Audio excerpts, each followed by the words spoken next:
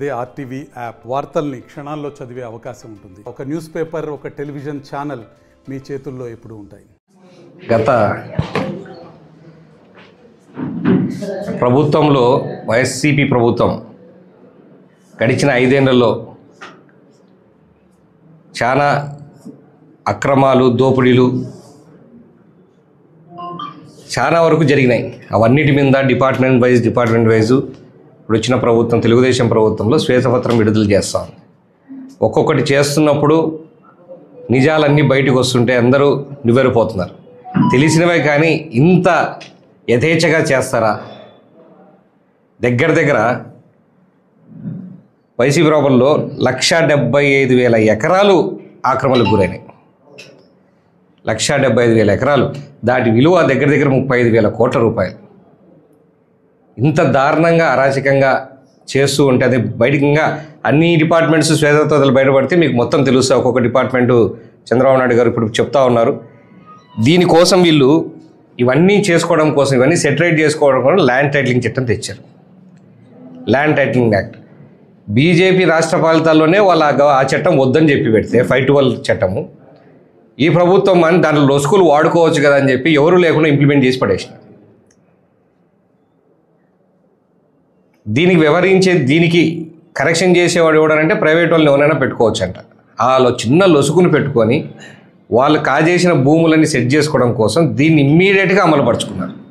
అంత హడావిడిగా అరాచకానికి హద్దు లేకుండా పోయిందని చెప్పడానికి ఇదొకటి. ఎవరే కానీ ఇంప్లిమెంట్ చేయని దేశంలో చేయాల్సిన అవసరం లేని దగ్గర కూడా వీళ్ళు ఇంప్లిమెంట్ చేశారు.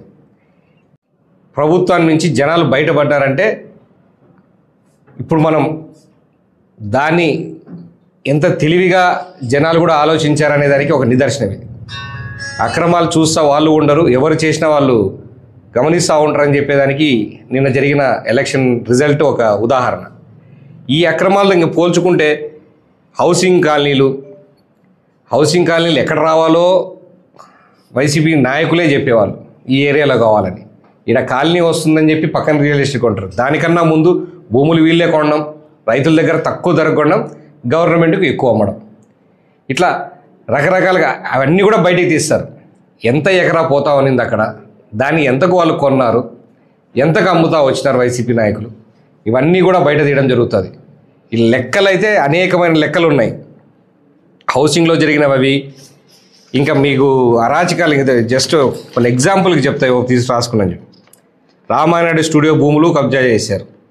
వృద్ధాశ్రమానికి ఇచ్చిన హైగ్రీవ భూములు, తిరుపతిలో మఠం భూములు, ఏదాన్ని వదలలేదు. ప్రతి ఒక్కటి కూడా కవర్ చేసుకుంటూ పోయినారు. ఒక పద్ధతి ప్రకారం దీన్ని వదలకూడదు, దీన్ని కూడా మనం చేయొచ్చా లేదా అని కూడా ఆలోచించలేదు. మఠం భూములు కూడా తీసుకుంటూ పోయినారు. పొంగనూరులో అయితే 982 ఎకరాలను కూడా కొట్టేసినారు. ఇటు విలువ చూస్తే చిత్తూరులో 782 ఎకరాలు, మొత్తం దగ్గర 13,800 ఎకరాల భూములను వైసీపీ నేతలు దారాదత్తం చేశారు. ఇంకా వాళ్ళకి ఇచ్చేశారు. గవర్నమెంట్ హయాంలో ఉండేటివి మఠం భూములు అయితేనేమి, మొత్తం రకరకాల భూములు, గవర్నమెంట్కి సంబంధించిన భూములు కూడా 13,000 ఎకరాలు దారాదత్తం చేశారు. మరిన్ని వీడియోస్ కోసం ఛానల్ ని సబ్స్క్రైబ్ చేయండి. లేటెస్ట్ అప్డేట్స్ కోసం వాట్సాప్ ఛానల్ ని ఫాలో చేయండి. అండ్ లింక్ డిస్క్రిప్షన్ లో ఉంది.